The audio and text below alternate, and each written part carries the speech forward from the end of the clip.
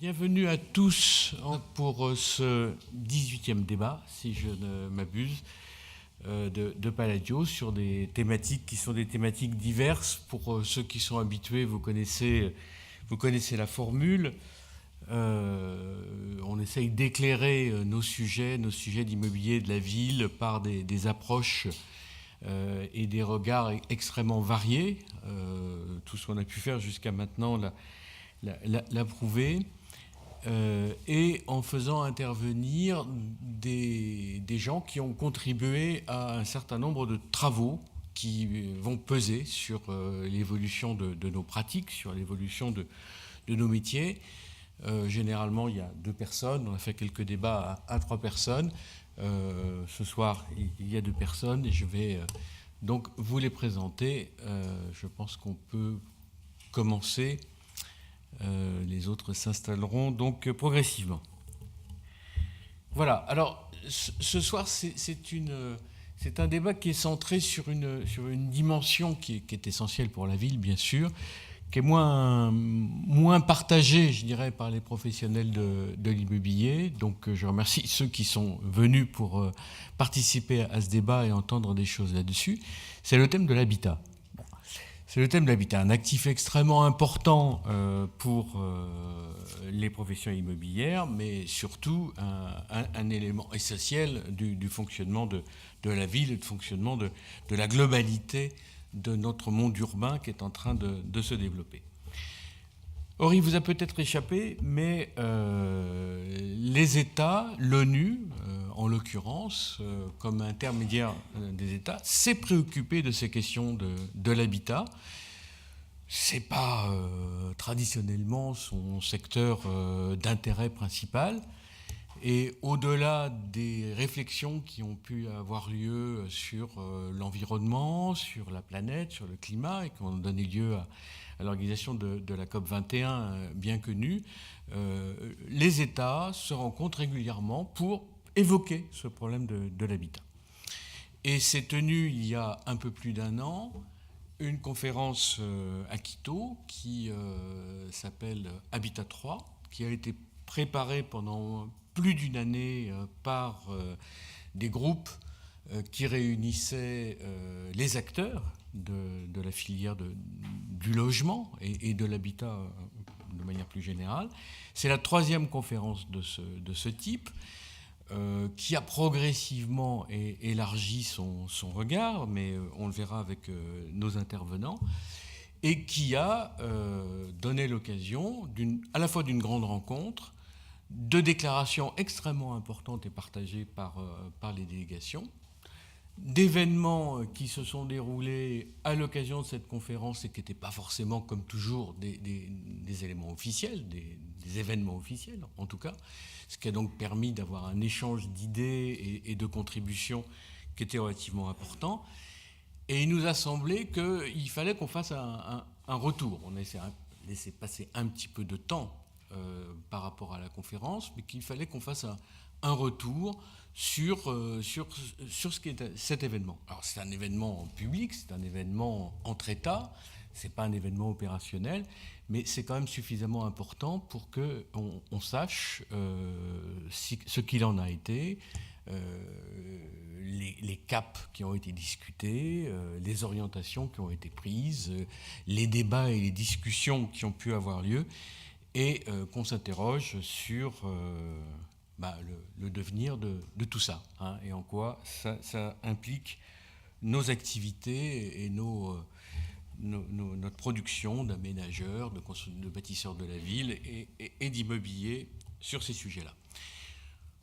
Pour parler de tout ça, nous avons la présence aujourd'hui, et nous en sommes fiers, de Maryse Gauthier. Maryse Gauthier est la représentante de la France et la déléguée de la France qui a contribué et réfléchi sur, en tout cas, tous les travaux préparatoires de la conférence Habitat 3, qui était la représentante de la France au moment de la conférence, et qui donc est en mesure de nous donner un peu le sens général et le cadre dans lequel tout ça s'est passé. Et puis Maurice Charrier, que certains connaissent, et qui a pour nous une double casquette, une première qui est la personnalité que l'on connaît en France, puisque c'est l'ancien maire de Vaux-en-Velin et le responsable du logement de la métropole lyonnaise. Et c'est aussi quelqu'un qui a été président du Conseil national des villes. Alors vous direz vice-président, mais comme il n'y a pas de président, ça revient au même, Maurice, d'accord. Le président, c'est le Premier ministre, hein, donc on ne le voit jamais. Donc il n'y a que des vice-présidents. Et Maurice Charrier en a été un.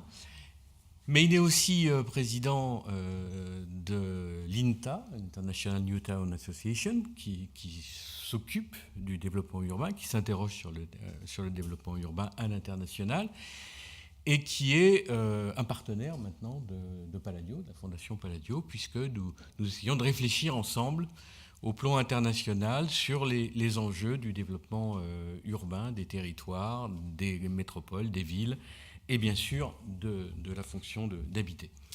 Voilà, donc l'INTA, et avec la collaboration de Palladio, a produit une contribution à l'occasion de la conférence de Quito, donc il sera intéressant de voir et de confronter, ou en tout cas de discuter entre la position officielle de la France, la contribution de l'INTA, et puis la réflexion générale qu'on peut avoir sur ces sujets-là. Quel éclairage ça nous donne sur l'horizon qui est maintenant et désormais le nôtre. Voilà, donc ça c'est ce que je voulais vous dire en introduction. Maintenant je vais leur laisser la parole parce que c'est eux qui sont les sachants. Et donc je vais d'abord interroger Maryse Gauthier pour qu'elle nous fasse une mise en perspective, déjà pour qu'on soit un petit peu moins ignorant pour commencer à discuter de ces choses-là, en particulier la mise en perspective des différentes conférences, il y en a eu 3, sur l'habitat entre les États, sur quels ont été les véritables enjeux et discussions dans les travaux préparatoires, quelles sont les orientations majeures finalement sur lesquelles les États se sont mis d'accord, et enfin quel type d'agenda urbain ça nous propose pour les décennies à venir, puisque les conférences ne se déroulent pas tous les ans. Donc nous aurons le temps de regarder un peu si les caps qui ont été dessinés ont été approchés, atteints, ou au contraire si on s'en est éloigné. Voilà. Maryse Gauthier, je vous laisse la parole. Merci Monsieur Aymon de cette introduction. Elle est effectivement très représentative des points que je voulais développer devant vous. En matière d'introduction et en ajout de ce qui vient d'être dit, moi je m'interrogeais de savoir comment convaincre mes interlocuteurs de façon générale, quand j'ai commencé à travailler sur cette conférence, que le développement urbain durable avait au moins autant d'importance que le développement durable. Et donc cette préoccupation-là qu'on a toujours eue, en fait, c'est un petit peu ça que je voudrais partager avec vous, c'est-à-dire les questionnements que l'on a pu avoir tout au long de la préparation de cette conférence.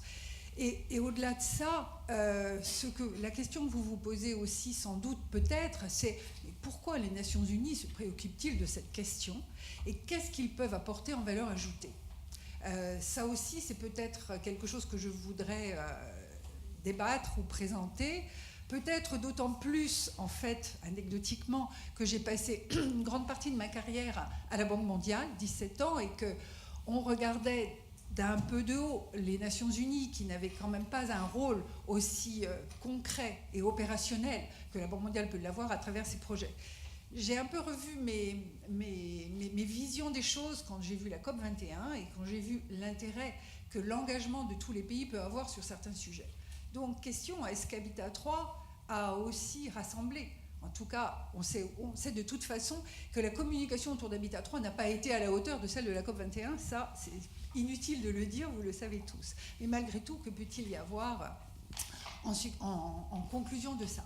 Donc, ce que je vous propose, c'est une petite partie où on peut parler un petit peu de la ville. Rassurez-vous, il n'y aura pas trop de chiffres, pas beaucoup de chiffres. Mais pourquoi la ville est-elle si importante dans la préoccupation des gens? Et tous les acteurs, dont ceux que vous représentez aujourd'hui, doivent en avoir conscience et y travailler. Et puis regarder un peu ce que ces habitats ont pu faire jusqu'à présent, ce qu'ils envisagent de faire pour le futur. Et la dernière partie, peut-être la plus difficile, c'est que se passera-t-il après, effectivement.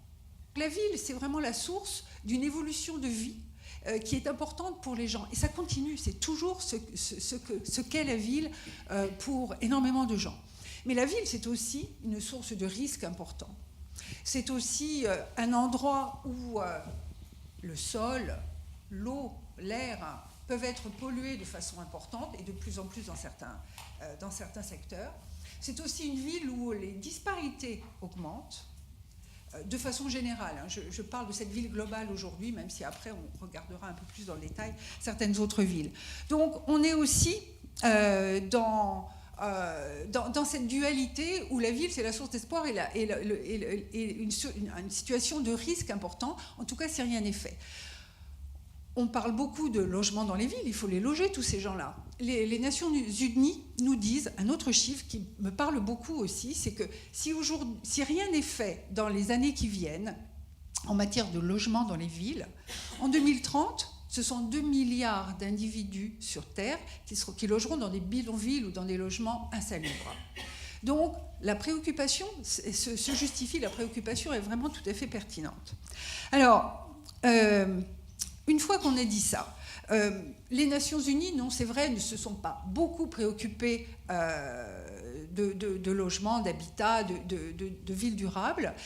Ceci dit, n'oublions pas qu'à partir des années 70, les Nations Unies ont commencé à avoir cette vision de l'environnement.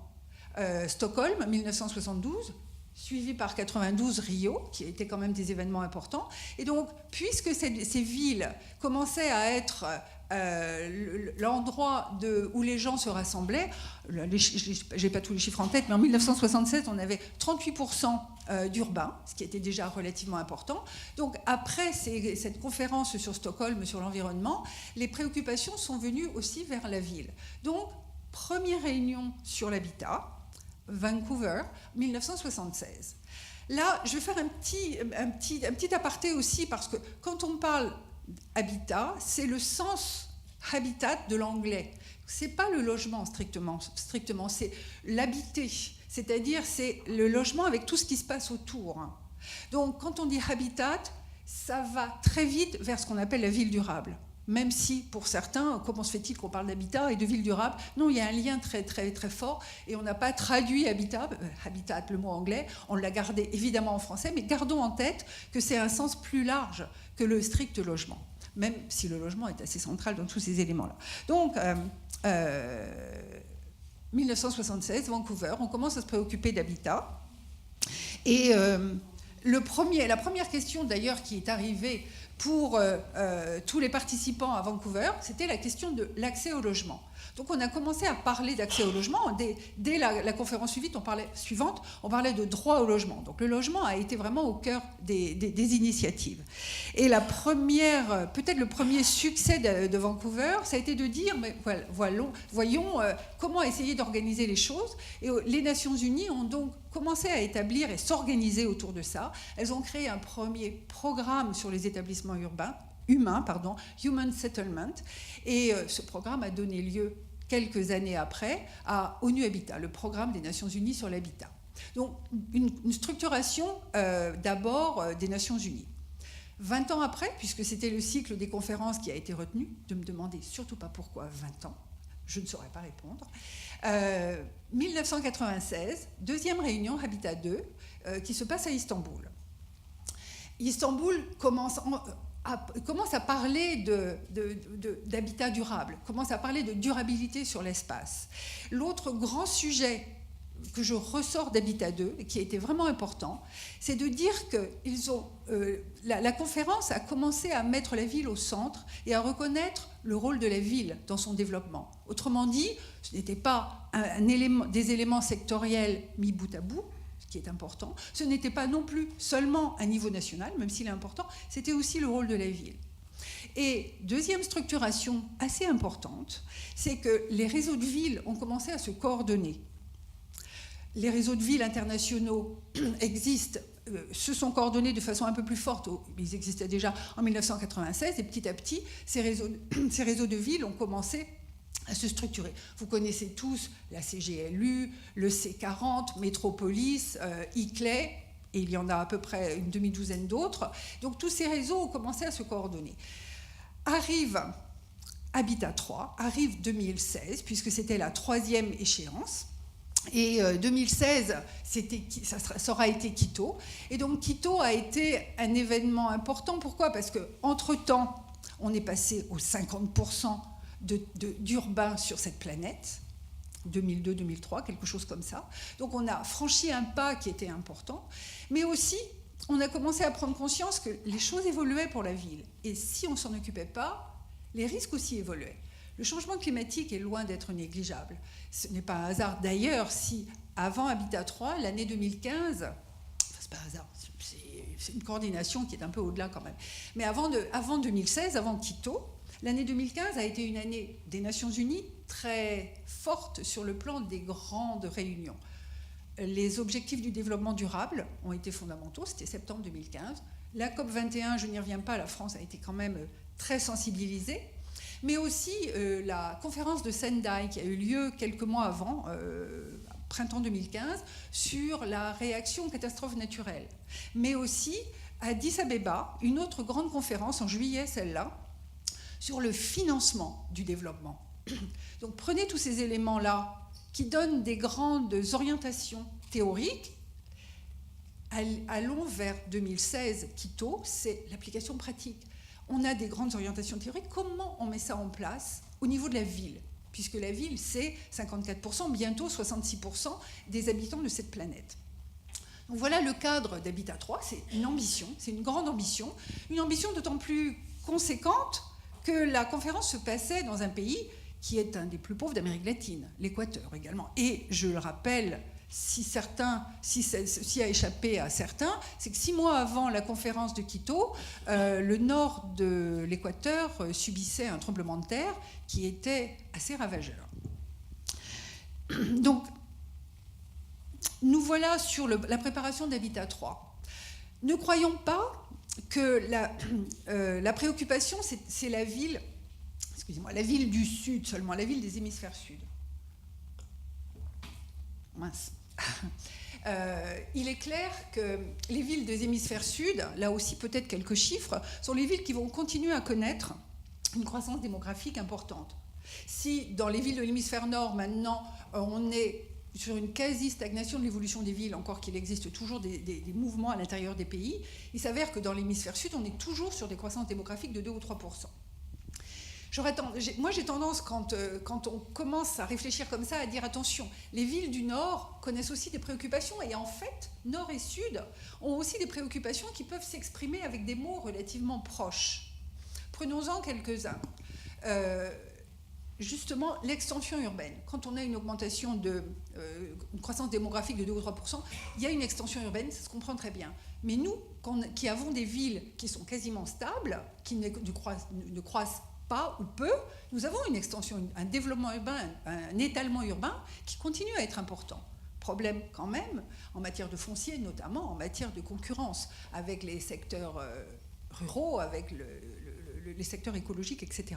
Ça, c'est un point. Un deuxième point, c'est que les villes nord et sud connaissent vraiment des grandes difficultés d'intégration des quartiers délaissés, des quartiers difficiles. Alors évidemment, ils s'appellent bidonvilles dans le sud, ils s'appellent plutôt quartiers pauvres ou quartiers difficiles dans le nord ou quartiers précaires, mais ces quartiers-là ont des problèmes d'intégration nord et sud, même si, soyons tout à fait clairs, les solutions ne sont pas du tout les mêmes, mais malgré tout. Un autre point, c'est aussi l'évolution des populations. Alors là aussi, ça ne sera pas le même type de population, mais on voit que dans le sud, il y a besoin d'intégration des populations pauvres, qui ont du mal à rentrer dans le jeu de la ville et en tirer bénéfice. Dans le Nord, c'est peut-être les populations âgées ou des choses comme ça qui peuvent aussi poser problème, des jeunes sans emploi, mais l'intégration de ces populations-là pose aussi problème. Donc, Nord et Sud connaissent des problèmes. Habitat 3 avait comme objectif, premièrement, de faire le bilan de ce qui s'était passé depuis Habitat 2 et de regarder pour les 20 années qui viennent quels sont les enjeux et surtout comment essayer d'y répondre, comment la ville peut trouver les réponses pour aller vers ce développement durable dont elle a besoin. Alors, Habitat 3 avait donc ces objectifs d'essayer de parler de ville durable. Moi, je dirais que le vrai premier objectif, c'était de sensibiliser les acteurs autour de la ville. Là aussi, petit retour en arrière, moi j'ai travaillé donc toutes les années de cette Banque mondiale sur le développement urbain. Eh bien, les responsables de la Banque mondiale avaient du mal à entendre les questionnements sur la ville. Ils comprenaient très bien le problème de l'eau, le problème de la route, le problème des énergies et de l'électricité, mais la ville, c'est compliqué la ville. Tous les secteurs sont à prendre de façon transversale. Et ça, c'est très compliqué. C'est très compliqué à absorber et à prendre. Donc, si on veut vraiment avoir une ville durable, eh bien, la première préoccupation, c'est vraiment de voir comment cette ville peut intégrer tous ces secteurs. Et ceux-là peuvent être sectoriels, ceux que je viens de citer, mais ils doivent aussi être intégrer toutes ces questions, qu'elles soient sociales, économiques, environnementales, pour ne citer que celles-là. Donc, Habitat 3 avait cet objectif-là, sensibiliser les acteurs. L'autre objectif, c'est qui sont les acteurs? Vous l'avez dit, M. Aymon, les Nations Unies, ce sont les représentants des pays, donc les gouvernements nationaux. Très bien, mais est-ce qu'on fait une ville avec seulement les décisions des gouvernements nationaux? Non. Donc, l'autre grand objectif qu'on a eu pendant la préparation d'Habitat 3, qui a commencé dès 2014, 2 ans, c'est de dire comment on va pouvoir intégrer tous les acteurs, et Dieu sait s'il y en a, dans cette réflexion pour préparer Habitat 3, pour préparer la réunion de Quito et préparer cette déclaration, parce que c'est la déclaration qui est importante à la fin. Alors, je vais passer très rapidement sur les moyens, parce que je pense qu'il faut parler un peu de fond, mais sachez que tout ce qui a pu se faire, que ce soit en conférence régionale, internationale, que ce soit en groupe de travail et de rassemblement d'experts, que ce soit aussi en participation aux négociations qui se sont faites à New York, on a retrouvé, dès qu'on a pu, et systématiquement, à peu près tous les acteurs. Et notez bien que quand on parle de partenaires extérieurs aux Nations Unies, alors bien sûr, on va y retrouver les ONG, on va y retrouver tous ceux qui se préoccupent de l'habitant, du citoyen, on va retrouver tous les rassemblements des experts, que ce soit du logement, que ce soit de l'urbanisme, des architectes, etc. Mais on va retrouver aussi les villes. On va dire que ce ne sont pas vraiment des acteurs non étatiques, mais enfin, c'est des acteurs non étatiques dans le sens où ce ne sont pas des acteurs représentant l'État. Mais il faut bien comprendre qu'un certain nombre de pays aux Nations Unies préfèrent garder une certaine capacité de décision au niveau national, comment le dire de façon simple, indépendamment des décisions potentielles que les villes peuvent prendre. Donc, pour un certain nombre de pays, mettre une ville dans la délégation de son pays à Quito n'allait pas vraiment de soi. Donc, il était important pour les Nations Unies que les villes puissent être intégrées, parler, s'exprimer et nous dire ce qu'elles pensaient de leurs enjeux, des relations qu'elles peuvent avoir avec tous les partenaires avec lesquels elles travaillent et qu'elles puissent être vraiment un acteur important. Donc c'est des choses qu'on n'a pas forcément en tête quand on regarde de loin la ville durable, on se dit que la ville c'est forcément un acteur. Eh bien, aux Nations Unies, il faut vraiment le mettre de façon rapide. Donc voilà, une organisation assez complexe, assez lourde, et qui a abouti donc à une négociation sur les derniers mois entre, cette fois formellement, on est quand même aux Nations Unies, entre les représentants des pays pour une préparation d'une déclaration qui a donc été soumise à accord pendant la conférence. Attention aussi à ne pas projeter complètement l'organisation de la COP21 sur Habitat 3. La COP21 a préparé une déclaration qui était un engagement formel. Sur Habitat 3, l'engagement n'était pas formel. peut-être plus facile à acquérir, peut-être plus difficile à mettre en œuvre aussi. Mais bon, et pourtant on a eu quand même beaucoup de débats, mais malgré tout, il faut bien garder ça en tête. Alors, parlons un peu des accords qu'on retrouve dans cette déclaration, parlons des débats qui ont été compliqués, et parlons après de ce qui s'ensuivra. Alors, que la ville soit responsable de son futur a vraiment été un acquis. On avait commencé à parler de décentralisation en 1996 à Istanbul. Le fait de le confirmer, de reparler de décentralisation, d'afficher cette notion de subsidiarité était un succès rien n'est jamais gagné aux Nations Unies et dans le monde, était un succès à Quito.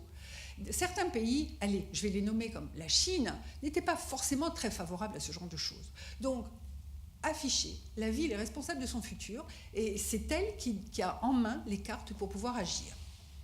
Ça, c'est un point important.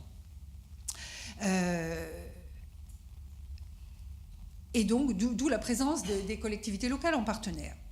Mais elle ne peut pas agir seule. La première chose, il lui faut un cadre national, législatif, réglementaire, de façon à ce qu'elle puisse agir. C'est-à-dire qu'elle ait des responsabilités, qu'elle ait des ressources qui soient suffisantes, on y reviendra tout à l'heure, les financements sont évidemment un point important, et qu'elle ait les capacités d'agir sur un plan local. Donc, une bonne gouvernance, une gouvernance nationale et locale qui soit coordonnée, et une gouvernance qui soit vraiment formalisée. Mais ça ne suffit pas. Une ville, si elle commence à développer son futur ou ses réflexions entre quatre murs et sans s'occuper des acteurs locaux que sont les habitants, tous les habitants, les professionnels comme les citoyens, ça ne fonctionne pas non plus. Et là, je dois dire que la préparation d'Habitat 3 a aussi mis l'accent assez fondamentalement, moi je pense que c'est peut-être le premier grand succès sur la participation citoyenne.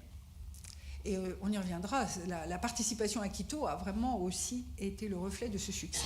Donc une gouvernance, mais une gouvernance participative.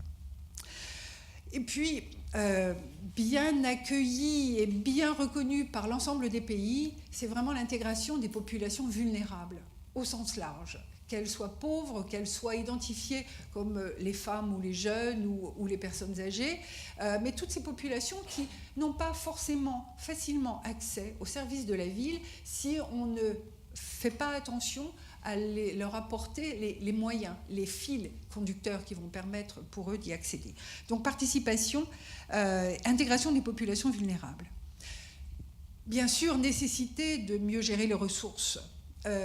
Qu'elles soient naturelles, mais quand on dit naturel, c'est peut-être l'eau et l'air, mais c'est aussi le foncier, gérer ces ressources de façon acceptable et de façon satisfaisante par rapport à la production de la terre. On sait très bien qu'on est dans une situation globalement au niveau de nos consommations qui sont très inquiétantes, c'est un moyen de le dire. Et puis l'autre point que les actualités nous rappellent hélas beaucoup trop souvent, c'est augmenter la résilience des villes. Augmenter la résilience des villes aux catastrophes, quelles qu'elles soient liées au changement climatique ou pas, mais augmenter cette résilience des villes pour éviter que les PIB économiques des villes baissent régulièrement dès qu'une catastrophe arrive et qu'ils n'arrivent pas à se relever trop rapidement. Autrement dit, anticiper, faire de la prévention. Alors, l'autre accord qui a été important, c'était aussi le logement. On en avait fait des points importants aussi bien à Vancouver qu'à Istanbul. Les débats ont été importants sur le logement, non pas qu'il fallait se demander si on devait ou pas s'en préoccuper. Je crois que tout le monde était d'accord pour dire qu'il fallait s'en préoccuper. En revanche, c'était comment l'afficher. Et certains pays, dont l'Afrique, les pays africains en particulier, était d'avis de dire faisons un gros paragraphe dans la déclaration sur le logement. Intéressant. Mais on a réussi à les convaincre que le logement doit plutôt être considéré comme un outil et qu'il sera beaucoup plus fort de considérer le logement comme un outil nécessaire à différentes étapes du fonctionnement de la production de la ville plutôt que de le considérer comme un élément unique. Donc on le retrouve dans toutes les questions sur la planification, on le retrouve bien sûr sur le financement, on le retrouve sur les questions environnementales et changements climatiques, on le retrouve aussi comme un outil social, bien entendu, de mixité et de mixité des populations. Donc voilà, le logement est partout. J'avais compté, mais je ne me souviens plus, je ne l'ai pas noté, le nombre de fois où on mentionne le logement dans la déclaration, qui fait 27 pages, c'était relativement important. Donc voilà pour le logement, toujours considéré comme un élément important, mais sous un autre aspect cette fois. Et puis le financement. Alors le financement, évidemment, c'est le nerf de la guerre, et le financement, c'est très important. Mais le financement, il a été aussi regardé comme étant non pas quelque chose qui doit tomber, arriver à la ville de façon magique, mais la ville doit d'abord avoir ses propres financements propres, c'est-à-dire les taxes locales, par exemple, la première chose, pour déjà pouvoir avoir un jour accès aux prêts. Ça, c'est le premier point. L'autre point, c'est aussi les transferts budgétaires nationaux qui varient beaucoup selon certains pays. Ça, c'est une façon délicate de le dire. Il y a certains pays, dont certains que je connais mieux que d'autres, comme la Tunisie, qui ont un transfert budgétaire du budget national de 2%. Bon, c'est vrai que les villes tunisiennes n'ont pas beaucoup de responsabilités, mais enfin, pour 2%, on ne va pas très loin non plus. La moyenne européenne est de 15%, ce qui n'est pas beaucoup. La CGLU avait vraiment la volonté d'aller jusqu'à 20% en moyenne. Donc voilà, on est sur des transferts budgétaires qui permettraient, regardez l'exemple du Maroc, qui permettraient aussi aux villes d'avoir une visibilité sur le moyen et le long terme, c'est-à-dire de savoir à fréquence régulière ce qu'elles peuvent attendre pour pouvoir avoir vraiment la possibilité de faire des investissements moyen et long terme. Donc le financement, c'est ça, mais c'est aussi les prêts internationaux, c'est aussi d'ailleurs en matière de financement, même si c'est plus subtil, la coopération décentralisée. C'est aussi des garanties multi-pays ou multi-villes. Ça aussi, c'est pas encore complètement au point, mais c'est des idées qui ont été mises sur le tapis et que j'aime beaucoup, qui changent un peu, qui sortent un petit peu aussi de l'ordinaire. Alors, dans les débats, c'est pas qu'il n'y a pas eu débat sur tous les points que je viens de vous citer, mais certains ont été plus débattus que d'autres. Et c'est celui aussi que j'ai aimé parce qu'il a proposé des réflexions un peu nouvelles sur la ville. C'est cette ville, ce qu'on appelait le bien vivir, le buen vivir, c'est comme ça que les latino-américains le disent, le buen vivir, et qui a donné d'ailleurs, avec force difficulté, la formulation droit à la ville dans la déclaration. Alors certains pays, allez, citons-les aussi, c'est les États-Unis, ne voulaient pas voir apparaître le mot droit à nouveau. Déjà, il y a eu le droit au logement en 1996, alors encore un nouveau droit, celui à la ville. Qu'est-ce que ça veut dire ? Bon, les États-Unis craignent, et probablement de façon très légitime, que le mot droit dans un document des Nations Unies, même n'ayant pas d'implication formelle, puisse quand même un jour aboutir à quelque chose qui n'est pas toujours très, très satisfaisant. Mais le buen vivir, le droit à la ville des pays bolivariens, on retrouve donc l'Équateur, la Bolivie, le Venezuela, mais aussi le Brésil, c'est aussi un nouveau concept de la ville. Et ça, c'est important, c'est intéressant. Certains pays voient la ville comme étant une source de croissance, et toujours par la croissance économique, la possibilité d'aller toujours plus loin dans les revenus, dans l'augmentation des revenus. Très bien, c'est une possibilité, mais bon, la croissance urbaine, la croissance mondiale, on voit ce qu'elle devient quand même, malgré tout, elle ralentit. Alors, est-ce qu'il ne peut pas y avoir une autre approche de la ville, plus humaniste, plus solidaire, et essayer de transformer cette économie de croissance traditionnelle vers une économie plus humaniste et solidaire? Et ça, c'est pas inintéressant. Et donc, même si dans la formule, je ne sais pas si certains ont regardé la déclaration, la formule est un peu alambiquée parce qu'il a fallu quand même trouver une formule qui satisfasse à peu près à tous les pays. La formule est un peu alambiquée. Certains pays considèrent le droit à la ville comme étant quelque chose d'important, donc voilà. Mais malgré tout, c'est aussi une avancée importante, une avancée dans la réflexion et une avancée aussi sur les textes. L'autre point important, j'ai dit tout à l'heure, et j'ai fait attention aussi, l'intégration des populations défavorisées. Et évidemment, on est aussi dans un environnement politique, on est toujours dans un environnement politique en Europe face aux réfugiés et aux migrants. C'était un sujet qu'on pouvait difficilement évacuer. Et donc, il a été politiquement très sensible aussi, vous pouvez vous l'imaginer. Mais malgré tout, il a été aussi intégré. La ville doit jouer un rôle sur l'intégration, l'accueil des réfugiés et des migrants, l'intégration des populations qui répondent aux critères nationaux. Donc ça, c'est aussi un point important. L'autre débat vraiment compliqué, mais aussi assez intéressant. C'est quoi la ville, le territoire de la ville? Alors, on n'est plus à la ville, évidemment, institutionnelle, on est bien à la ville agglomération urbaine. Autrement dit, l'intercommunalité est acceptée, admise et reconnue comme étant la bonne dimension, mais aller au-delà ou pas? Autrement dit, quelle taille de ville? Est-ce qu'on s'occupe que des métropoles? Est-ce qu'on s'occupe des villes qui vont... Vous savez qu'il y a des villes, je relisais ça il y a longtemps, on parle maintenant de villes de 50 millions d'habitants, hein, dans un certain futur, vous imaginez. Bon, c'est certainement les villes où il y a le plus de problèmes. Mais les villes intermédiaires sont peut-être celles aussi qui vont permettre d'éviter que les grosses métropoles continuent à vivre si les villes intermédiaires croissent de façon satisfaisante. Donc, villes intermédiaires. Et certains pays, les pays africains, ce qu'on peut comprendre, c'est ceux aussi qui ont une urbanisation la plus basse du monde, voulaient aller vers des villes plus petites, du secteur rural.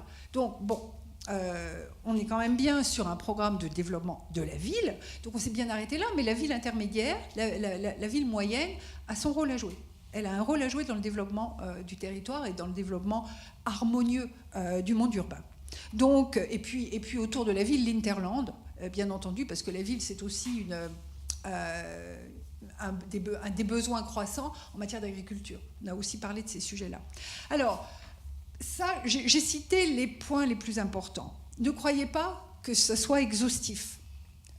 J'imagine bien les questions qui peuvent arriver derrière, mais vous n'avez pas parlé des smart cities, des villes intelligentes, c'est-à-dire de tous les événements, enfin de toute l'évolution numérique qui existe. Et Dieu sait si le numérique a un intérêt sur la ville. Il a un premier intérêt de communication entre les habitants et les villes, ça c'est le premier point. Il a un intérêt de base de données considérables pour pouvoir mieux comprendre la ville. Il a le troisième intérêt qui est de dire que les documents, les outils de développement, planification entre autres, aujourd'hui, avec nos développements urbains, Dieu sait si c'est plus facile. Bon, donc on en a parlé, ils sont là. Je n'y reviens pas dans le détail, mais ils sont là. Je n'ai pas parlé non plus du droit des femmes, je n'ai pas parlé non plus du foncier. Il y a bien d'autres sujets dont je n'ai pas parlé, mais qui sont dans la déclaration. Alors venons à cette déclaration. Vous me laissez encore quelques minutes, oui. Venons à la déclaration. Alors, mais avant, je voudrais peut-être revenir sur un point que je n'ai pas développé encore dans le détail. Je vous ai dit qu'il y avait de la participation qui était importante. C'est important, peut-être que je le signale. Nous étions, alors moi j'étais donc représentante de la France, et la France était un des 10 pays qui constituaient un bureau, les 10 pays représentant les différentes régions du monde, élus par leurs pairs au sein des Nations Unies. Donc ces 10 pays-là, par des réunions mensuelles et beaucoup plus fréquentes selon besoin, ont préparé la réunion avec, bien entendu, les Nations Unies.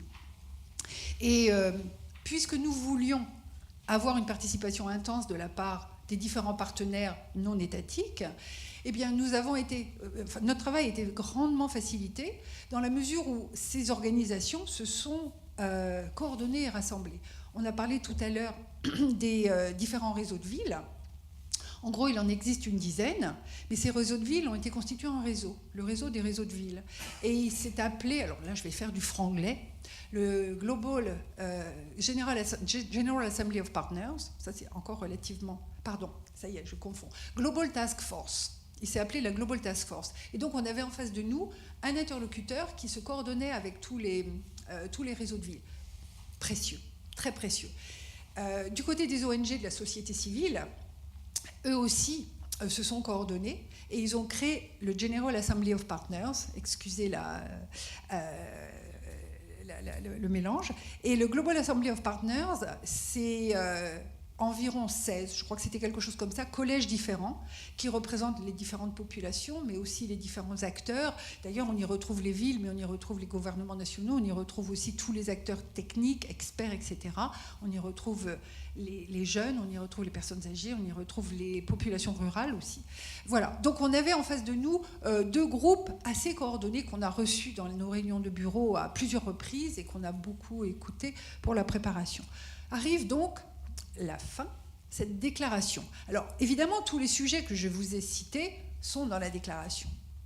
Et moi, qui n'ai pas eu un profil de diplomate, j'ai ce jour-là compris ce qu'était un document diplomatiquement acceptable.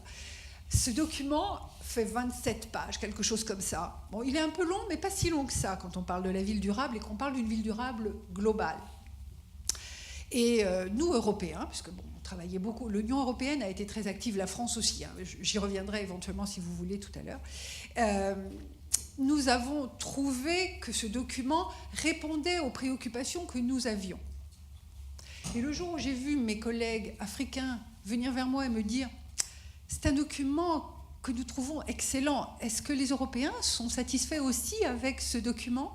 Là, je me suis dit « bon, ça doit être un bon document quand même ». Donc, ce document n'a pas été établi avec une liste à la Prévert de tous les différents secteurs qui font la ville. Ça a été quelque chose que le bureau a essayé de constituer dès le démarrage et qui est resté pendant tout le temps des négociations. On y a mis les éléments qu'on voulait voir être la vision de la ville. Et ce n'est pas si compliqué que ça, même au niveau global, au niveau international, de retrouver les éléments, certaines valeurs communes de ce que l'on veut être la ville. Une ville intégrée, solidaire, une ville qui permette aux habitants de bien vivre, une ville attractive, une ville résiliente et qui gère mieux ses ressources, etc. Et la deuxième partie a été une réflexion assez longue et intense sur les moyens de mise en œuvre. Et c'est ces moyens-là qui ont été beaucoup à l'objet des débats. Alors que ce soit des moyens d'outils, comme la planification, tout ce qui est les liens, les coordinations qui peuvent exister, les moyens financiers, et puis les moyens aussi, là, sur certains secteurs en particulier. Donc voilà cette préparation, le format de la déclaration telle qu'on l'a faite. Et le dernier point de cette déclaration, et peut-être aussi un point non négligeable, c'est... cette déclaration a commencé à réfléchir sur l'après. Je ne vous ai peut-être pas dit qu'un des points qui avait été reproché à Habitat 2, c'était qu'Habitat 2 avait été une belle conférence à Istanbul, mais qu'il ne s'était quand même pas passé grand-chose entre Habitat 2 et Habitat 3. Donc, notre préoccupation, c'est éviter de refaire la même chose. Et donc, on bénéficiait de la réflexion qui avait été menée l'année précédente sur les ODD, les objectifs du développement durable. Rappelons-nous que l'ODD 11, il y a un ODD sur la ville, ce qui est quand même un événement important par rapport aux MDGs, par rapport aux objectifs du millénium. Et donc, c'était un point important. On a donc raccroché dans le suivi d'Habitat 3 au suivi des ODD. Et comme les ODD, eux, demandent un rapport aux Nations Unies devant les ministres tous les 4 ans, eh bien, pour Habitat 3, les institutions suivant Habitat 3 doivent aussi proposer un rapport sur la ville pour les ODD. Donc, vous n'attendrez pas 20 ans pour entendre à nouveau parler de la ville. Voilà déjà un point d'acquis. Et l'autre point aussi sur lequel je souligne, c'est que je parle de l'ODD 11, mais selon une formule que moi je reprends bien à mon compte, c'est que la ville, c'est l'ODD 11 et 11 autres ODD. Parce que la ville se retrouve dans beaucoup d'autres objectifs du développement durable. Donc voilà cette déclaration. Alors, 3 mots sur la conférence quand même, parce que cette conférence, elle a eu lieu il y a un an, comme vous le disiez, oui, 5 minutes, parfait. 30 000 participants, et 30 000 participants à Quito, c'est pas mal. Hein. C'était un bon succès, c'était pas forcément facile à gérer. Certains qui ont fait des queues pendant 3 heures pour y rentrer savent de quoi je parle. Mais beaucoup d'acteurs, beaucoup d'idées, beaucoup de personnes, d'institutions qui sont arrivées en disant « moi aussi, je veux contribuer à la ville ». Compliqué à gérer. Mais vraiment magnifique, Il y a eu une conférence alternative à laquelle je n'ai pas trop pu assister parce que le temps était un peu court, mais beaucoup d'actions. Alors, on appelait ça l'intramuros ou les actions hors les murs, il y en avait partout. Et ça, c'était vraiment... Et la ville jouait, la ville travaillait. Vous savez que même la ville de Lyon a fait quelque chose de fabuleux pour ceux qui n'étaient pas là-bas, c'est qu'elle a aidé Quito à faire une ville des Lumières. C'était magnifique, c'était vraiment superbe. Donc les habitants ont aussi participé à la ville. C'était vraiment magnifique. Et puis une présence française forte, on était la 2e délégation. hors Quito, hors l'Équateur évidemment. La deuxième délégation étrangère après les États-Unis en termes de taille. Une délégation importante menée par Madame Emmanuelle Cos et dont les présentations, les actions ont été bien perçues. Alors demain, dans mes 5 dernières minutes, demain, que va-t-il se passer? Peut-être 5. La question se pose. On ne veut donc pas que les Nations Unies reviennent sur leur ronron, mais on ne veut pas non plus que l'Union européenne ou la France recommence le business as usual. On veut aussi que tout cet engagement qui a été pris puisse trouver des suites. Alors, on a déjà pris les idées qui existaient ailleurs. Et on a pris les idées en particulier de la COP21 et des alliances. Je ne sais pas si ça vous est familier, mais je trouve qu'en matière de mise en œuvre, c'est peut-être le plus grand succès de la COP21. Les alliances, c'est de dire, plus on est nombreux, plus on peut agir, et plus on peut faire des choses. Quand on a une variété d'institutions dans un réseau, on est quand même beaucoup plus puissant. Je cite 2 alliances comme exemple, et ça vous en dira suffisamment long. C'est l'alliance sur le transport, dont on comprend très bien l'utilité sur la COP21, mais on comprend très bien son utilité aussi sur la ville durable, pas besoin de dessin. Et donc cette alliance rassemble des pays, niveau national, des villes, rassemble aussi des bureaux d'études, des experts, rassemble aussi le secteur privé, rassemble des pays du Nord et des pays du Sud. Récemment, ils se sont rapprochés de l'alliance, ça s'appelle Mobilize Your City. L'Inde et le Brésil, c'est pas des moindres. Donc voilà, l'alliance rassemble et elle ne cherche pas forcément les budgets, elle cherche surtout à aider sur la réflexion. Et la réflexion d'un PDU, de plan de déplacement urbain qui soit cohérent, etc. etc. Donc ça me semble très intéressant. Cette alliance est un peu française, beaucoup allemande, enfin il y a des Français dedans, et puis bon, européenne. L'autre alliance qui est plus portée par la France, c'est l'alliance sur les bâtiments, et qui, elle, bon, là aussi on peut comprendre que des bâtiments sobres en énergie, c'est bien pour la COP21, mais c'est quand même bien de parler aussi des bâtiments sur la ville, c'est quand même un peu ce qui fait la ville, non ? Vous serez sans doute d'accord avec moi. Donc l'alliance sur les bâtiments, c'est aussi important. C'est aussi une alliance multipartenaire, multi-pays, multi-régions, et qui est aussi en plein développement. Donc voilà, ces alliances, c'est à mon avis un des succès de la COP21, mais aussi d'Habitat 3. On aura aussi, à mon sens, j'en ai pas trop parlé, 35 minutes, c'était très très court, le rôle de l'Union européenne, qui a... vous savez que l'Union européenne n'avait pas de programme sur la ville, hein, et elle a lancé le pacte d'Amsterdam pour Quito, quelques mois avant Quito. Donc c'est intéressant que l'Union européenne se préoccupe de ça, même s'il y a le programme Urbact, malgré tout, et le programme Urbact qui était interne à l'Europe. Maintenant, le projet est d'aller vers l'Union européenne, les villes européennes, et dans d'autres régions du monde. Ça, c'est un exemple, mais voilà, l'Union européenne a des sujets, et il est important pour la France de s'intégrer aussi, d'y participer, ce qu'elle fait d'ailleurs. Les FUM, les forums urbains mondiaux, vous savez qu'eux ont lieu tous les 2 ans. Le prochain est en février à Kuala Lumpur. Et ces FUM ne sont pas formels, ils sont organisés par ONU Habitat, par le Programme des Nations Unies pour l'habitat, alors que Quito était organisé par les Nations Unies à New York, pas pareil, c'est enfin, pas la même ampleur, mais malgré tout, Medellín, il y a 4 ans, parce que bon, Quito était un quasi-forum urbain mondial quand même, avec tous les acteurs qu'il y avait, même s'il n'emportait pas le titre. Et Medellín, il y a 4 ans, c'était quand même 40 000 participants. C'était aussi un événement important. Et gardons en mémoire que Kuala Lumpur sera donc le premier forum urbain mondial après Quito. Et donc, si avant on se préoccupait de la ville durable, à Kuala Lumpur, on va se préoccuper de la mise en œuvre des engagements d'Habitat 3. Donc, beaucoup de choses sur ce plan-là.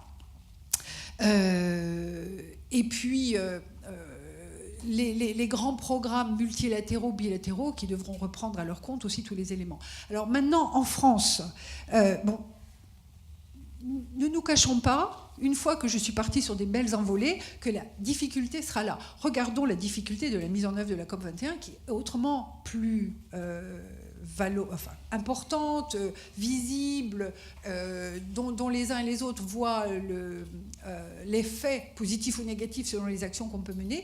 C'est déjà difficile aujourd'hui.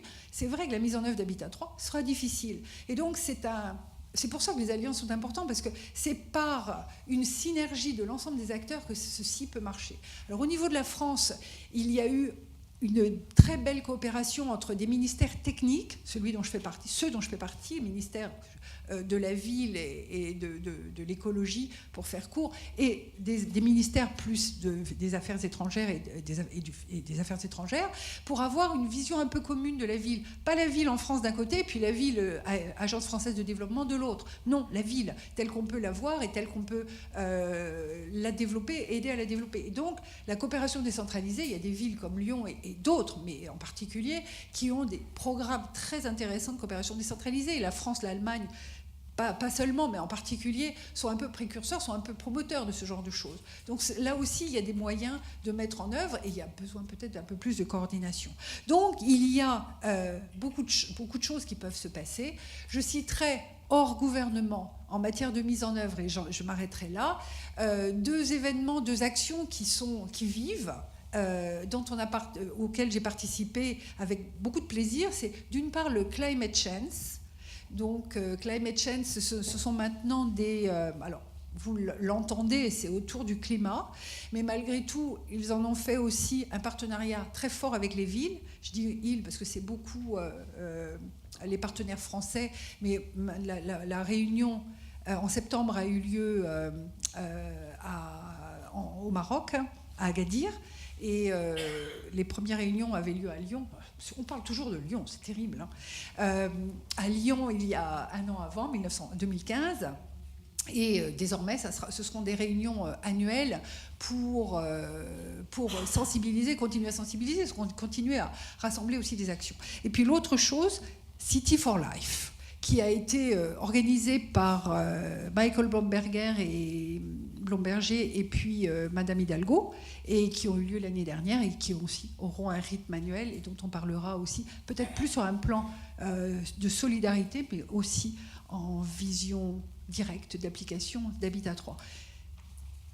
Les questions restent posées sur l'efficacité de toutes ces actions, mais plus elles seront nombreuses, plus on a des chances de les voir aboutir.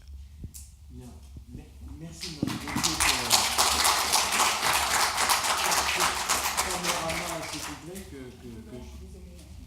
Que certains, j'en suis sûr, découvrent, hein, c'est-à-dire que les États, les structures étatiques de manière générale se mobilisent pour échanger au moins et essayer de trouver une communauté de langage pour poser des vrais problèmes qui sont des problèmes communs à l'ensemble des pays, qu'ils soient du Nord ou du Sud, même s'ils prennent des formes relativement différentes.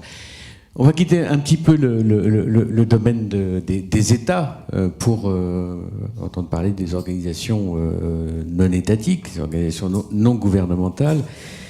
Maurice Charrier, comment vous avez vécu ça? Parce que l'INTA s'est mobilisé pas mal pour accompagner la réflexion préalable, poser par elle-même un certain nombre de questions.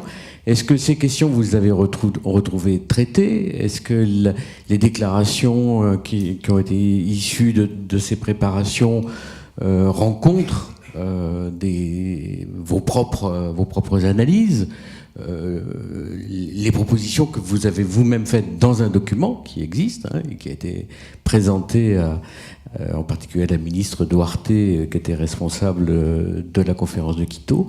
Voilà. Comment vous analysez tout ça et en particulier comment vous voyez l'application concrète et opérationnelle et les conséquences qu'on peut essayer de traiter et d'accompagner un an après la conférence? Tout d'abord, merci de votre invitation. Tout d'abord, vous dire en 2 mots ce qu'est INTA. INTA, c'est une association de droit français, mais qui a une vocation internationale. Et en fait, nous sommes un réseau présent dans 60-70 pays. Et nous regroupons environ 4000 compétences, des compétences issues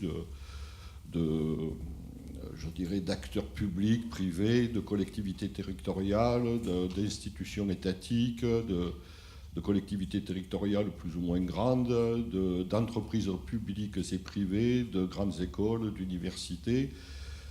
mais aussi des praticiens de la ville dans toute leur diversité, architectes, urbanistes, économistes, historiens, archéologues, sociologues, etc., etc.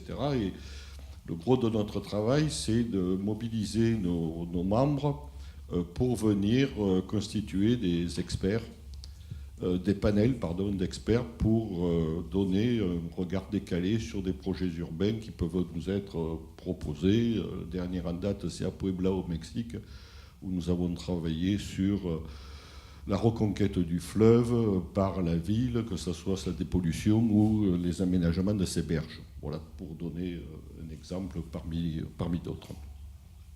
Et fort de cette expérience, qui est une expérience plurielle, avec des acteurs pluriels, aux pratiques les plus diverses, nous nous sommes dit, peut-être pourrions-nous contribuer à l'élaboration d'un positionnement dans le débat en préparation de Quito. Et je dois dire que la Fondation Palladio a été pour nous un partenaire.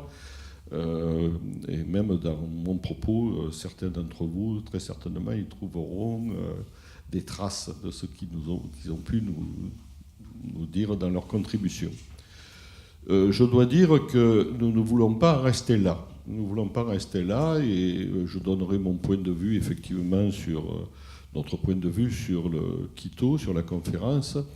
Mais aujourd'hui, nous avons lancé une phase 2 de Quito 3, et toujours à partir de notre expérience, de nos expertises, de nos panels, nous souhaitons contribuer à ce travail un peu de suivi, d'évaluation dans la mise en œuvre des préconisations de UN Habitat 3, et de pouvoir dire voilà pourquoi les préconisations peuvent se mettre en œuvre ou pourquoi elles ne peuvent pas se mettre en œuvre. Voilà. Donc nous sommes tout à fait disponibles pour rentrer dans ce travail-là. Peut-être mon propos s'articule en 5 petites parties, mais je rassure le président, l'animateur je vais essayer de concentrer, bien qu'un élu, c'est très difficile à maîtriser, et en plus, quand il est originaire du Midi, il est encore plus bavard que nature. Donc, un élu qui ne parle pas, il n'a pas d'existence. Donc, voilà. Donc, tout d'abord, il y a la question du point de départ, la question de départ que nous nous sommes posée. Puis nous avons abordé la question des ruptures qui, selon nous, sont les plus marquantes, pour aborder ensuite quelques principes fondamentaux et quelques axes pour l'action. Et puis la dernière partie, ça sera le regard porté sur Quito. Alors, sur le point de départ, nous nous sommes posé la question à savoir si est-ce que la ville est en crise ou est-ce qu'elle est en mutation, ou est-ce que c'est à la fois une mutation qui engendre une phase de crise. En tout cas, nous nous sommes dit que s'il y a crise, elle est dans la représentation, dans l'image, et donc dans l'appropriation de la ville par ses habitants. Et je dirais même par tous ses habitants. Et s'il y a crise, celle-ci doit nous inviter peut-être à refonder ce qu'on pourrait appeler une culture urbaine, tendant à l'harmonie entre les êtres humains et entre les êtres humains et la nature. Et ce qui exige à partir de là une réflexion sur un nouveau mode de production de la ville et un nouveau mode de gestion de la ville. En tout cas, c'est cette question qui a porté qui a fait démarrer notre réflexion. Alors les ruptures, et nous avons trouvé dans le document final confirmation et nous en sommes satisfaits de nos appréciations en amont. Nous pensons qu'il y a 3 ruptures. Une rupture dans la démographie, une rupture liée aux mutations économiques et au numérique, et une rupture liée aux exigences, et bien évidemment, de préserver la planète. Sur la rupture démographique, nous avons pointé cette idée selon laquelle ça ne va pas être que 3 milliards d'êtres humains supplémentaires. il faudrait pouvoir bien apprécier la qualité de ce bond démographique qui sera beaucoup plus dû au vieillissement de la population qu'à la natalité. La natalité baisse dans tous les pays, même les pays les plus pauvres, et donc un vieillissement général de la population qui va engendrer un développement de la démographie, et que c'est un phénomène important à prendre en compte parce que ça conduit à concevoir la ville beaucoup plus complexe, parce qu'on va avoir une expression des besoins sociaux, culturels, économiques très diversifiée, compte tenu de la complexification de la pyramide des âges dans l'espace urbain. La rupture liée aux mutations économiques, c'est-à-dire le numérique et la dématérialisation, nous l'avons bien évidemment abordé sous l'angle de ses conséquences sur la façon de produire, voilà. Mais nous avons voulu aussi l'aborder sur les conséquences de ces mutations sur la sociabilité, sur le lien social, et donc et également bien évidemment sur l'emploi et sur les modalités nouvelles d'appropriation de la ville par les habitants. Et quant à la rupture liée aux exigences de préserver la planète, mais là on retrouve les préconisations de UN Habitat 3, à savoir qu'il y a à repenser la ville dans sa relation renouvelée à la nature, mais une refondation qui est étroitement liée à une réflexion sur les rapports sociaux, hein, et sur ce que je disais tout à l'heure, refonder une culture urbaine. C'est-à-dire qu'il n'y a pas dichotomie entre les données, je dirais, les exigences environnementales et les exigences sociales et culturelles. Et donc c'est de revoir toute notre conception quant aux modalités, comme je le disais tout à l'heure, de produire et de gérer la ville. Alors, les principes fondamentaux. Les principes fondamentaux, j'en citerai 5, mais bien évidemment, si Gilbert Raymond m'avait donné 2 heures, j'en aurais trouvé bien une trentaine, mais bon, je suis resté sur 5. Voilà. Non, mais il faut se plaindre un peu de temps en temps. Et donc le premier principe, c'est de concevoir la ville comme un projet de société. Voilà, c'est peut-être la donnée première. Et que voir la ville, à la fois la ville, c'est le reflet de l'état d'une société, le reflet de l'état des rapports sociaux, de l'évolution des modes de production, etc., etc. Donc c'est à la fois le reflet de l'état d'une société et en même temps, selon les choix que l'on fait pour développer la ville, ça a des influences sur l'état de la société. Et donc, c'est de prendre la ville dans cette dialectique-là. Elle est à la fois reflet de l'état d'une société et outil pour modeler l'avenir d'une société. Et donc, ça amène à un autre point, à savoir que la ville, dans son développement, n'est pas neutre. Voilà, n'est pas neutre, ça répond à des enjeux sociaux, culturels, économiques, politiques, et que c'est important de le dire parce que quand même, on constate, et j'y reviendrai, le développement des zonages urbains, des inégalités sociales dans les villes, et se convaincre aussi que la recherche de la ville compétitive, et je n'ai pas un jugement négatif là-dessus, mais n'entraîne pas automatiquement un ruissellement, je dirais, en faveur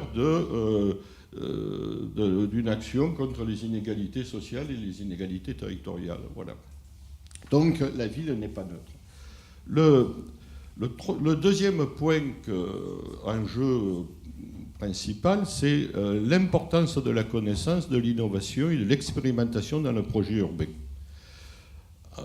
Et donc, sans revenir sur les mutations économiques et le numérique et la dématérialisation, se dire que ce n'est plus seulement l'accumulation de capital ou les facteurs favorables à l'industrie qui déterminent l'avenir de la ville, mais que c'est aussi la richesse humaine, que ce sont les savoir-faire, les compétences et donc la créativité, l'innovation mise en œuvre par les habitants qui sont également déterminants.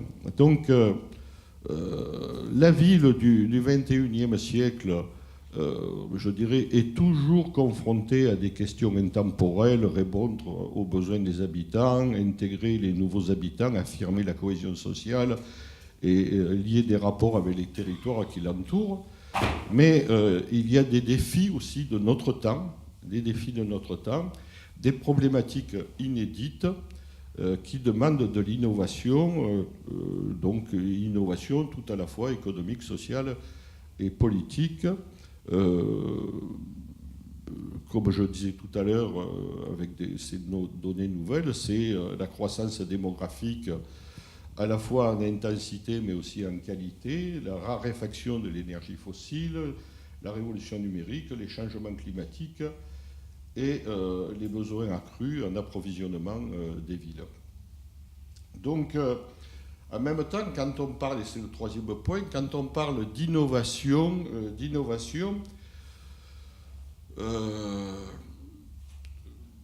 ne ferai pas comme le général de Gaulle qui tressautait sur sa chaise en disant l'Europe, l'Europe, l'Europe. Des fois, on entend innovation, innovation, innovation. C'est l'innovation, pourquoi? Dans quel but? Et donc, je pense qu'il y a à mettre l'innovation, nous pensons qu'il y a à mettre l'innovation au service du progrès humain et peut-être en prenant en compte l'indice de développement humain, j'y reviendrai parce que c'est pour nous quelque chose d'important, c'est-à-dire la santé et la longévité de la vie, ça veut dire apprécier les besoins matériels, l'alimentation, l'accès à l'eau potable, le logement, les soins, les savoirs, l'éducation et les capacités de prendre des décisions et donc participer à la fois à la vie économique mais aussi à la vie politique. Et puis le troisième déterminant de cet indice, c'est le niveau de vie, c'est-à-dire les revenus, le pouvoir d'achat, la mobilité, la culture. Le quatrième grand principe qu'on a voulu souligner, c'est le refus du modèle unique ou dominant en termes de développement des villes, en affirmant que chaque ville, chaque métropole, respectueuse de ses patrimoines matériels ou immatériels, respectueuse de ses habitants, de leurs histoires, de leur culture, doit avoir une identité pour mieux s'ouvrir sur le monde. Voilà. Et donc il faut tenir, j'oserais dire, les deux bouts de la chaîne. Et alors qu'aujourd'hui, on a quand même un peu tendance à assister à un phénomène d'uniformisation de la ville à partir d'un standard, il faut bien qualifier d'occidental, avec ses normes, ses dogmes, au risque de gommer les patrimoines, les cultures et de négliger les véritables besoins des habitants. Il suffit de visiter les villes au travers du monde pour voir à peu près la même chose aujourd'hui. Cela ne signifie pas pour autant, qu'on s'entende bien, le refus de la modernité. Voilà. Mais je dirais il faut que le développement des villes, en tout cas pour le futur, s'ancre sur cette histoire et sur la culture. Le cinquième grand point, le grand principe fondamental, c'est la nouvelle donne internationale. Alors, c'est évoqué d'ailleurs très précisément dans le document des Nations Unies. Je crois qu'il nous faut aujourd'hui penser la ville de demain en bien s'imprégnant de ce qui se passe autour de nous. Les conséquences des changements géopolitiques, ils ont rarement été aussi puissants. L'effondrement des blocs, la décolonisation, enfin il y a eu des changements de la géopolitique considérables ces dernières décennies. Malheureusement, la multiplication des conflits, même s'ils sont géolocalisés, Il n'empêche qu'ils sont particulièrement nombreux aux répercussions internationales, parfois inédites ou surprenantes même. Le développement, prendre conscience aussi du développement des idéologies identitaires, racistes, xénophobes, voilà. Les atteintes aux droits de l'homme, à la démocratie, la corruption dans de nombreux pays, les inégalités de développement et puis, je dirais, la compétition dans l'accès aux ressources. Voilà. Et donc tout cela fait que le développement des villes au plan mondial, c'est pas sans conséquence, voilà, sur le développement des villes et plus particulièrement des métropoles. Et donc, plus que jamais, les villes d'un même pays, mais aussi d'un même continent et de la planète tout entière, sont aujourd'hui en interdépendance et de plus en plus, elles partagent les risques et elles partagent les risques et les crises. Donc, la question qui est posée, c'est qu'elles partagent aussi les innovations et les bienfaits. Voilà. Et donc, je crois que les villes, aujourd'hui, au plan international, sont à la croisée de deux chemins, fonder des relations de concurrence et de compétition, voilà, ou alors des relations de coopération et de solidarité. Alors, quelques axes, et là, je ferai que citer les titres, à savoir... je crois qu'il faut que l'on soit très précis dans la définition des projets de ville. Donc il y a une foule de préconisations liées à la planification, même si on doit se garder du modèle, bon, bien évidemment, mais je crois qu'il faut des projets de ville globaux, intégrés, tout à la fois urbains et humains, en même temps, tout en gardant le cap, permettre la flexibilité de la mise en œuvre de ces projets urbains, concevoir qu'il peut y avoir des phases transitoires, des phases éphémères même, et ça c'est très important pour les pays du Sud quand ils ont à, je dirais, à résorber tous les quartiers informels et les faire rentrer dans la formalité, etc., et garantir le droit à la ville. Il faut que les projets urbains trouvent leur crédibilité dans leur phasage cohérent, dans la programmation opérationnelle et surtout financière. Et il faut que le projet détermine bien les jeux d'acteurs, et le jeu entre les partenaires publics, privés, ONG, et voilà. Le deuxième point, c'est l'appropriation par les habitants de la ville, par les habitants. Et donc, c'est peut-être un premier point, c'est de respecter l'échelle humaine dans la fabrication de la ville. On parle de ville de 50 millions d'habitants. J'espère que je n'irai pas habiter dans celle-ci. Et donc, concevoir des modes de gestion au quotidien qui permettent une appropriation par les habitants. Et donc, il y a peut-être à réfléchir à des politiques d'aménagement, de développement des villes, comme les villes archipels, pour ne prendre que cet exemple-là. Donc la question du pouvoir d'agir des habitants et des pouvoirs locaux est particulièrement importante. Effectivement, ça n'annule pas la pertinence de l'action des États pour assurer, je dirais, les égalités dans le développement des territoires, les solidarités territoriales et entre les personnes. Mais le pouvoir d'agir des habitants par l'innovation sociale, la reconnaissance de l'économie sociale et solidaire, la décentralisation vers les collectivités territoriales de base, l'autonomie financière, c'est un sujet en France aussi d'ailleurs actuellement, accompagné d'une acceptabilité de l'impôt, et donc une articulation entre démocratie représentative et démocratie participative. Le quatrième point, avant-dernier point, c'est on a voulu quand même ouvrir un débat sur ce qu'on pourrait appeler la marchandisation de la ville. Est-ce que la ville est une marchandise comme les autres? Voilà. ce qui pose le débat du foncier, la maîtrise des fonciers, ce qui pose aussi l'accessibilité aux services de base, l'eau par exemple, la mobilité, les transports, etc. Donc je crois qu'on ne peut pas évacuer ce type de débat.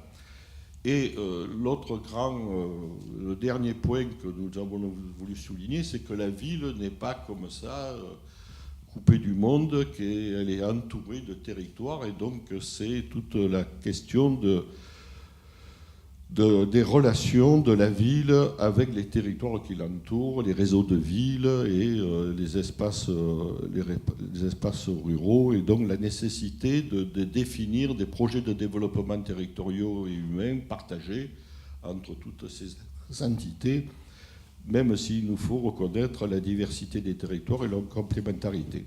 Alors, dernier point, et je tiendrai le délai, quel regard porter sur Quito? Donc avec d'autres amis de INTA, j'étais à Quito, j'ai assisté à 2 ou 3 séances, je dirais, d'un grand amphithéâtre, on va dire le IN, le Quito IN.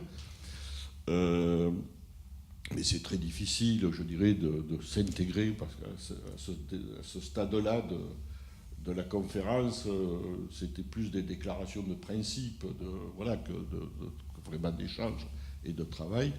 Par contre, je dois dire que le off de Quito était d'une très grande richesse, d'une très grande diversité, la participation des États, quand même, des collectivités territoriales, des ONG, il y avait beaucoup de monde, beaucoup de réflexions, et particulièrement intéressant. Et donc je crois qu'il ne convient pas de négliger l'importance de tels rendez-vous internationaux. Parce que je dirais que, bien sûr, et vous l'avez souligné, ils sont le résultat d'un consensus. Voilà. Il faut éviter, bien évidemment, que le consensus se fasse sur la base du plus petit dénominateur commun. Mais très sincèrement, à la lecture du document, on voit la patte de la France et de l'Équateur. Voilà. Dans les principes, dans les concepts, dans les... Voilà. Donc, en même temps, donc, il y a... c'est le fruit d'un consensus. Peut-être... il y a une obligation dans le document, il y a une obligation de moyens qui est soulignée, c'est celle des moyens techniques, je veux dire la planification, les outils. Voilà, les outils. J'ai trouvé que, par contre, il y a de faiblesse dans l'obligation de moyens financiers, voilà, de moyens financiers. Et là, il faut se convaincre quand même qu'on est confronté à des réalités. Tout à l'heure, je parlais de l'indice de développement humain. Et alors, je suis allé consulter la liste des États au regard de l'indice de développement humain. Les États sont classés de 0 à 1. Voilà. Et je me suis dit, tiens, regardons les pays qui sont en dessous de la moyenne, 0,5. Il y en a 29. Sur les 29, il y a 26 pays africains. Voilà. 26 pays africains, c'est-à-dire quasiment toute l'Afrique. Pas loin. Voilà.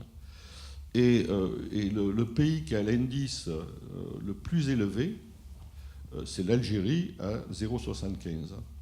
Voilà. Donc,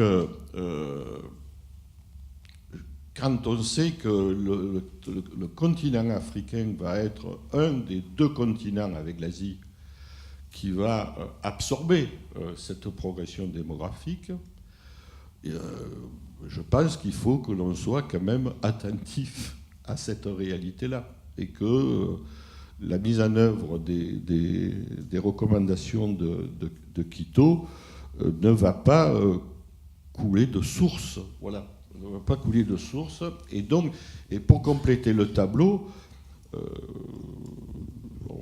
peut-être les chiffres sont un peu, mais je pense qu'ils sont encore d'actualité.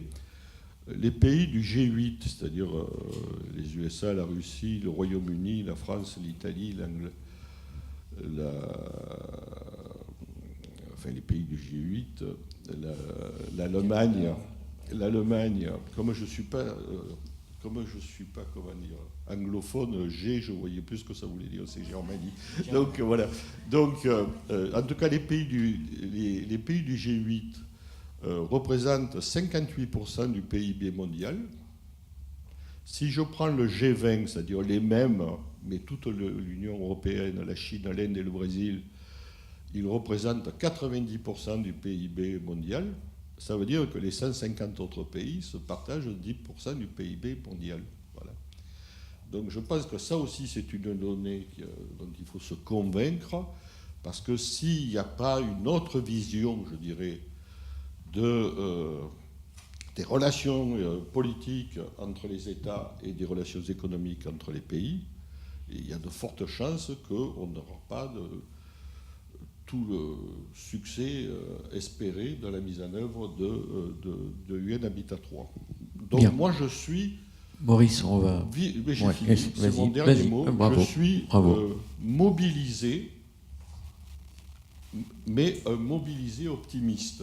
Mais quand même mobilisé. Vous avez été assez prolixe, c'était très intéressant, donc tout ce que vous avez dit. Donc je ne vais pas relancer le débat entre vous, y compris par des questions que j'avais pu préparer.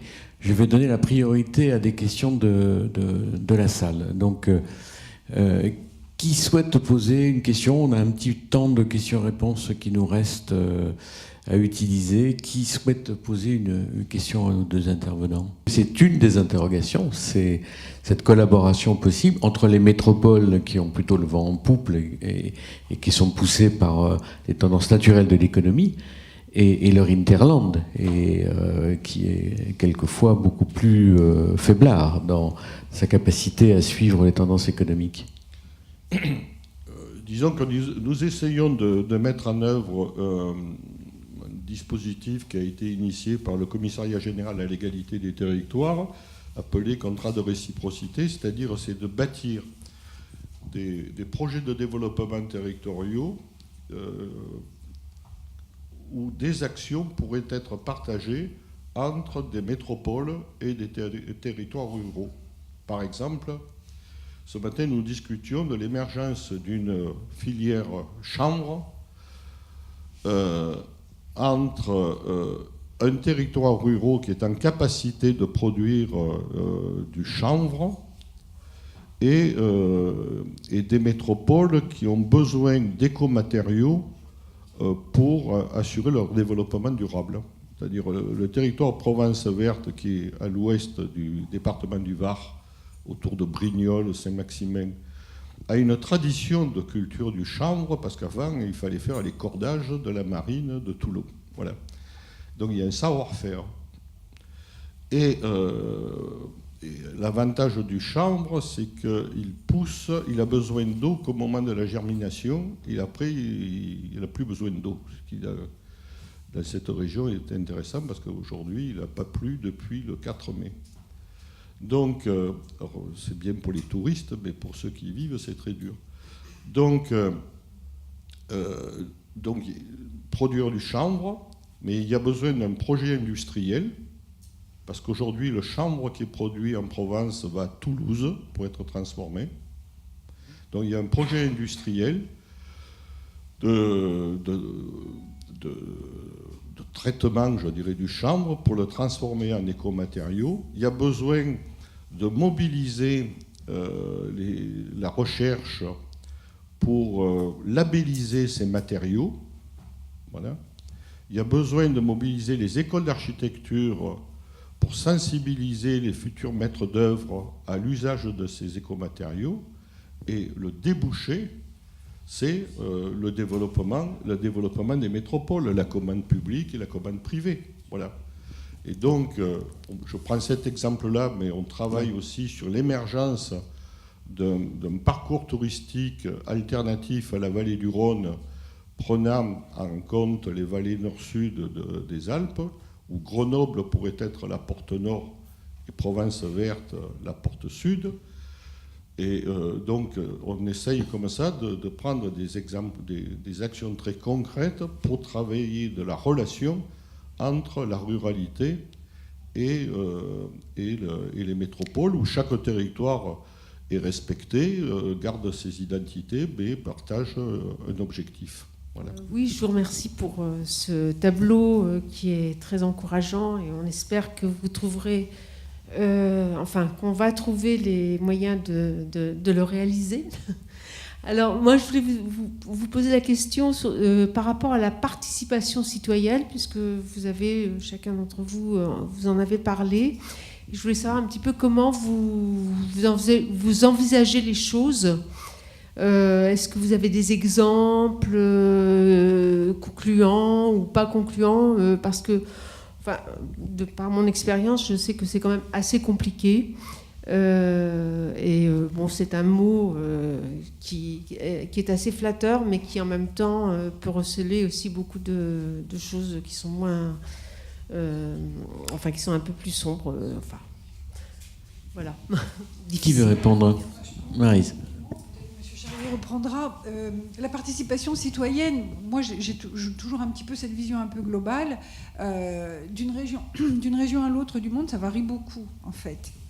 Il y a des pays, en particulier les pays d'Amérique latine, qui ont intégré cette participation citoyenne dans leur façon de vivre et dans leur mode de décision de façon plus naturelle et plus ancienne que nous. Moi, j'ai travaillé en particulier, un ou deux exemples, mais j'ai travaillé sur la ville de Bogota, Colombie, et j'ai été impressionnée par la façon qu'ils avaient de gérer leur bidonville et de gérer leurs déchets. Ça se faisait avec les habitants.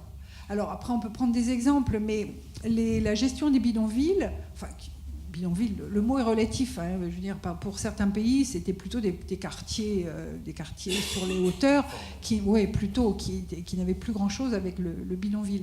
Et les habitants, par exemple, on n'en était plus.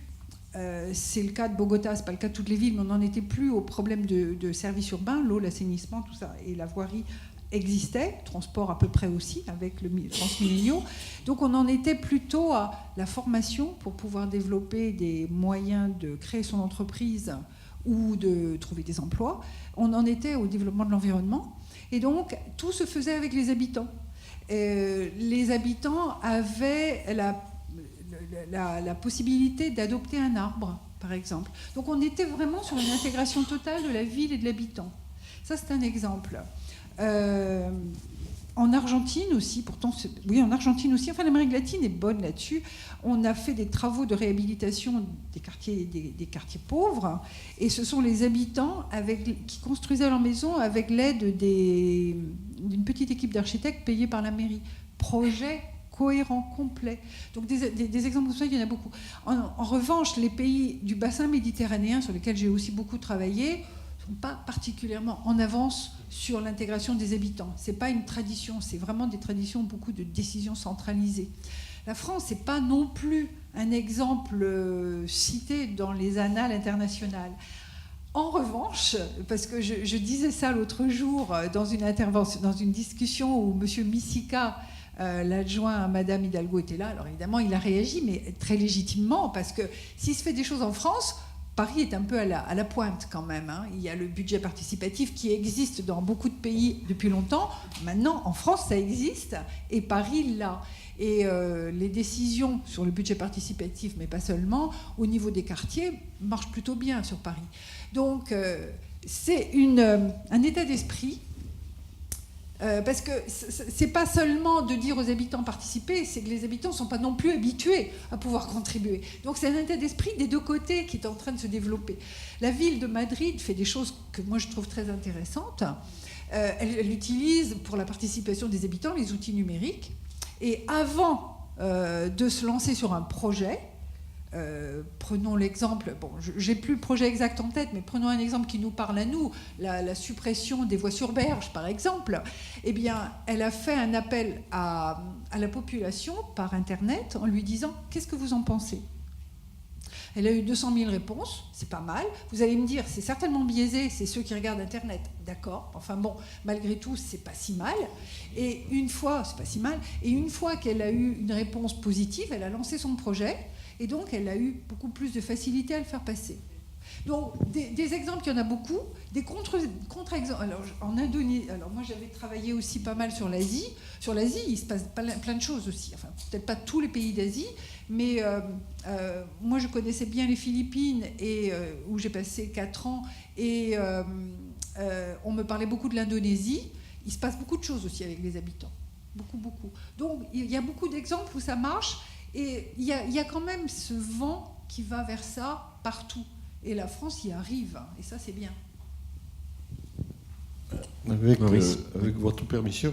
Bon, tout à l'heure, j'ai abordé un peu rapidement toute la question de construire une nouvelle culture urbaine.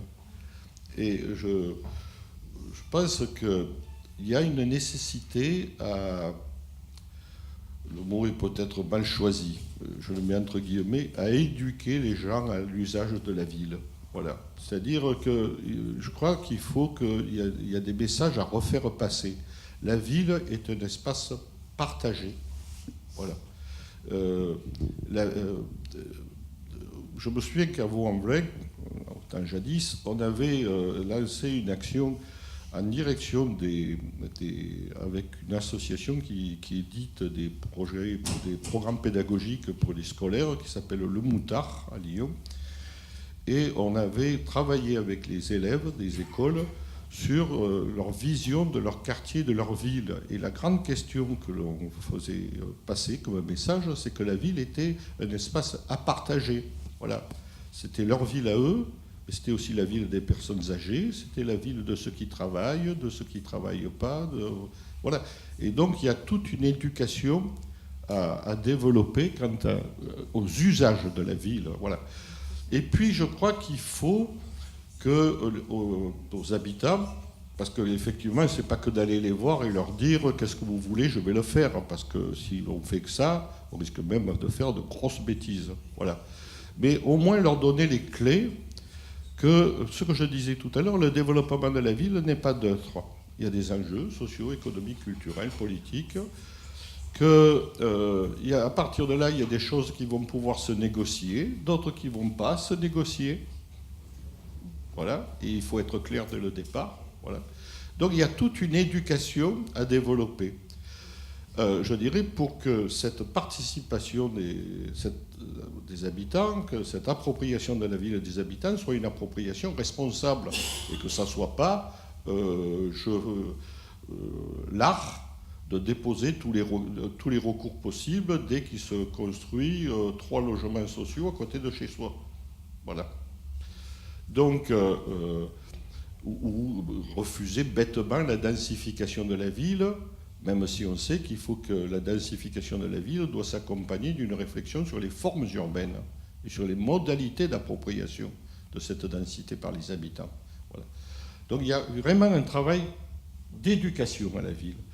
Ceci dit, alors moi nous avons vécu les mêmes exemples au plan international. Je me souviens à Medellín, je me souviens à la ville du Port aussi, à La Réunion, qui avait fait un très gros travail de réappropriation du bidonville par les habitants et de l'auto-reconstruction sur place, de la création d'espaces publics, de réseaux et d'accompagnement avec les gens, etc., etc. Mais en France, on a des exemples intéressants.